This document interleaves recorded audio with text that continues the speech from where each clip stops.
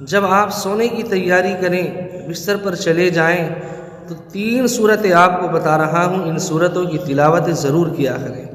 पहली सूरत है सूरह इखलास, सूरह फलक और सूरह नास। इन तीनों सूरतों की तिलावत आप ज़रूर किया करें। हदीस शरीफ के अंदर आता है कि अल्लाह के नबी अलैहिस्सलातु वस्सलाम जब बिस्तर पर सोने के लिए जाते तो इन तीनों सूरतों की तिलावत किया करते थे, इन तीनों सूरतों को पढ़ते थे और बदन के जहाँ जहाँ तक भी, जिस हिस्से पर भी हाथ को पहुँचाना मुमकिन हो, वहाँ तक अपने जिस्म पर हाथ फेरा करते थे और इस अमल को 3 मरतबा किया करते थे। यानी एक मरतबा पहले तीनों सूरत पढ़ ली, फिर जिस्म पर हाथ फेर लिया, फिर दोबारा पढ़ ली, फिर दोबारा हाथ फेर लिया, इसी तरह तीसरी मरतबा। तो 3 मरतबा अल्लाह के नबी इस अमल को किया करते थे। आप तमाम लोगों से गुजारिश है कि इस अमल को अपनी ज़िंदगी के